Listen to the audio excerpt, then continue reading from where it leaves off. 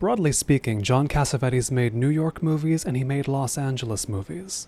The Killing of a Chinese Bookie counts not only as a Los Angeles movie, but as a Los Angeles gangster movie, and certainly as Cassavetes' only Los Angeles gangster action movie. It's all right, Vince. It'll pick up.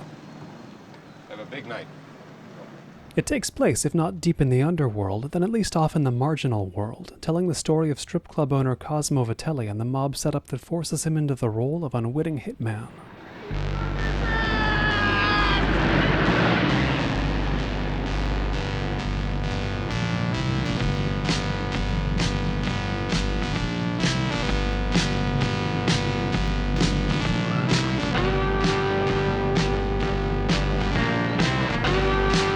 Naturally, it also takes place in the margins of Los Angeles, or rather in a Los Angeles made up of nothing but margins. Mediocre eateries, empty gas stations, anonymous, difficult-to-identify locations in peripheral-looking terrain.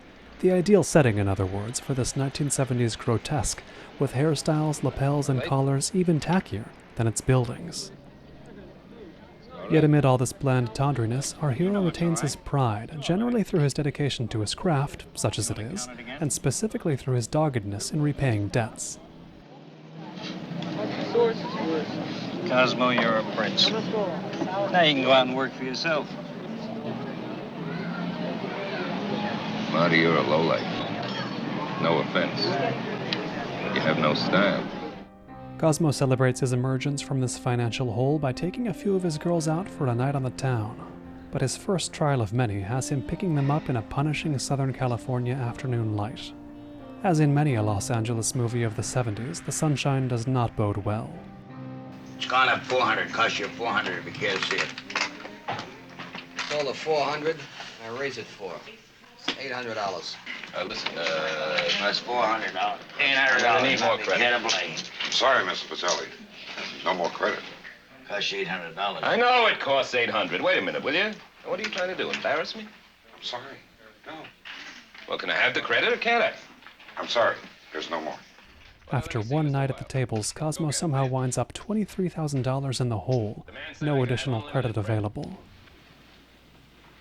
Mr. Vitelli, do you plan to pay your debt by check? Well, I don't usually carry that kind of money in my bank. All the money I make, I put back into the business. And it's paying off handsomely. Now, look, I intend to pay. I'm not one of those guys who consider a gambling debt just a piece of paper. I'm sure. I'm sorry for the formality, but I'm going to have to ask you to sign a couple of forms. The mob effectively captures him, back in the oppressive light of day.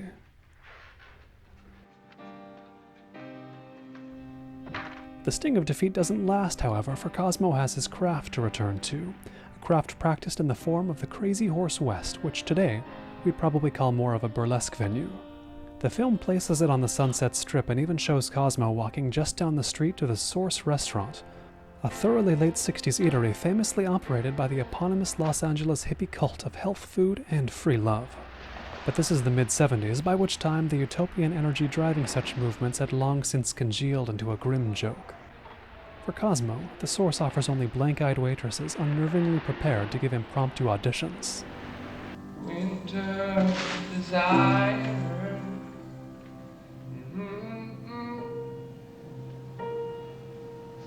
Okay, just walk up and down, will you, so I can take a look at it.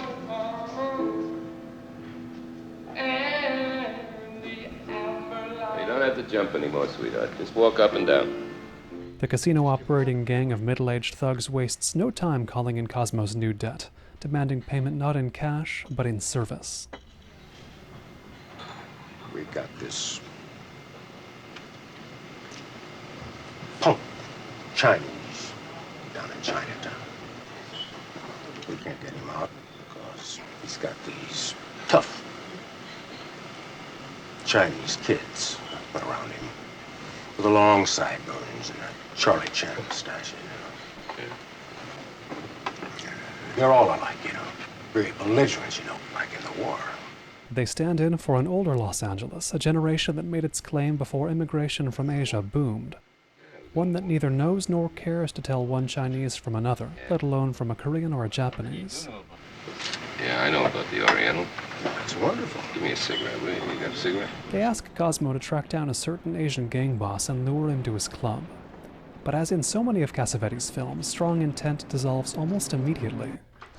Cosmo and the girls walk the desolate plazas of Chinatown only to end up at lunch and, finally, the movies, making it back to the Crazy Horse West just in time to take the stage. Jesus Christ, this night.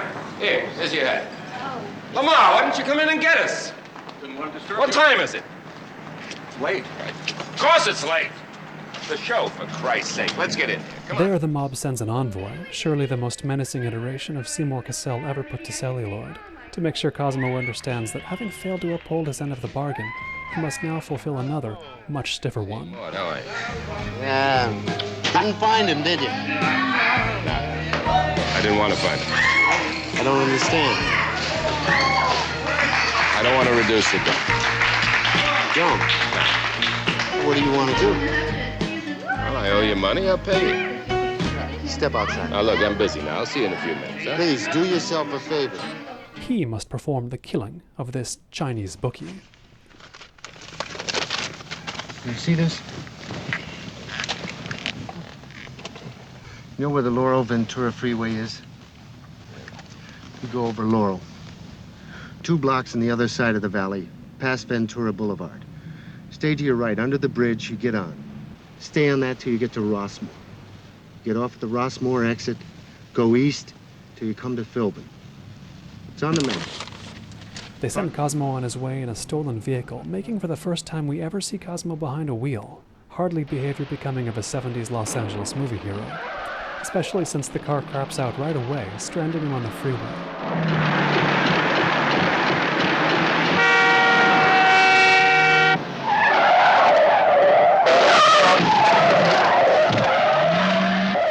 Then, in the film's most enduring scene, he does what Cassavetes, and thus any true creator, knows he would do.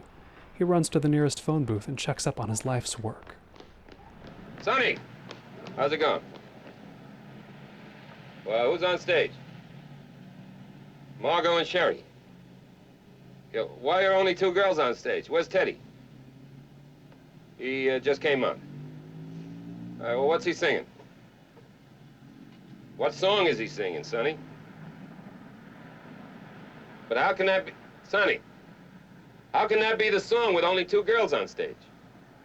What? Sonny! Well, who's this? Vince. Vince, I can't understand Sonny. Who's on stage now? The short girl? Margot Donna, right? And the tall girl? Right, Sherry. Yeah. And what number is it? Is it the Paris number? The Paris number, for Christ's sake. You've been at the place 7 years. You don't know what the Paris number is? Well, are there signs on the wall? P-A-R? The Paris number. Are there letters on the wall that say P-A-R? There's another card that says moon. Well, what's he singing? Is it I can't give you anything but love, baby? I can't give you anything but love, baby. Yet on the strolling, smoking approach to his target, ensconced, naturally, in a striking private house at the end of a darkened Hollywood street, he rises to his 70s action movie duty. Enter Cosmo Vitelli, sudden badass. Here, the ethnic confusion reaches its zenith. Cosmo puts his ear to the door, and what language does he hear?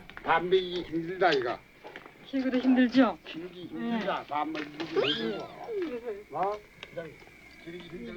Like many Cassavetes movies, this one outsmarts its characters.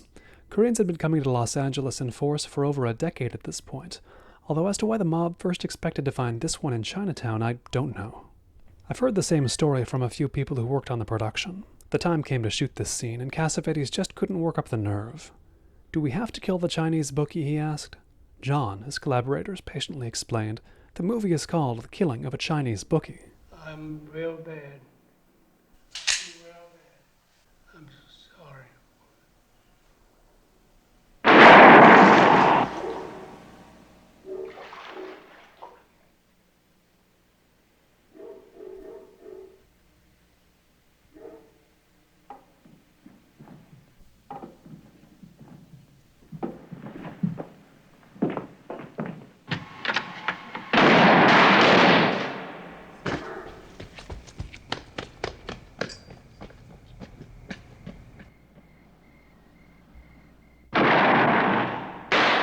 Despite one of the guards landing a shot, the wounded Cosmo manages to make his circuitous escape on foot, a bus, and a couple of taxis, all the conveyances that supposedly nobody used in Los Angeles. He survived what the mob intended as a suicide mission. Now they have to take him out. You said the Chinaman is dead. I thought you'd be happy. Now I'll give you something to cry about. You gotta go get Bentelli and kill him. But at this point, Cosmo's near-death experience and sheer dedication to his work have fired within him a mad survival instinct in an indifferent world, one summarily put to the test amid that pure architecture of the Los Angeles nowhere. The parking garage.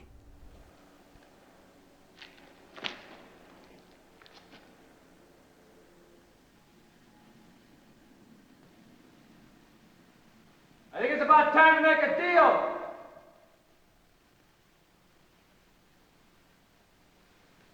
Answer me, you son of a bitch!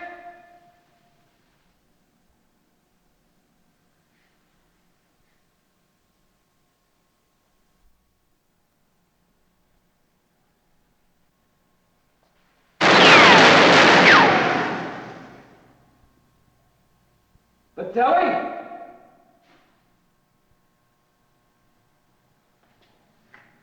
Vitelli!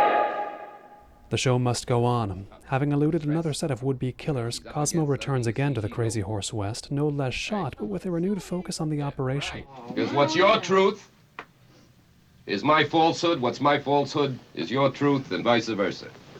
Well, look at me, right? I'm only happy when I'm angry, when I'm sad, when I can play the fool, when I can be what people want me to be rather than be myself. You understand? Mm-hmm. Yeah. And that takes work. Gotta work overtime for that. Noir novelist and keen Los Angeles observer James M. Cain wrote that there is no reward for aesthetic virtue here, no punishment for aesthetic crime, nothing but a vast cosmic indifference, and that is the one thing the human imagination cannot stand. This goes even more so in the Los Angeles of the killing of a Chinese bookie, a harsh void less punctuated by tastelessness than orthogonal to the very concept of taste. This not only renders aesthetic crime impossible, it renders crime impossible. Indeed, this counts as the rare Los Angeles gangster movie that never once shows, or even acknowledges the existence of the police. The individual, like Cosmo, must establish and adhere for dear life to his own set of standards, no matter how garish or delusional they may appear. This ethos comes through memorably, if obliquely, in his final speech to an impatient crowd, a tribute to his staff and to his best girl, who's just quit the club out of fear of Cosmo's gangland entanglements. Where's the girl? Oh. Yeah, well, I think I should explain why we're a little late. One of our... Rachel! Hey, we are another girl. Yeah, well, that's it. One of our girls left. No longer with us. Rachel, as a matter of fact. Gone on to bigger and better things.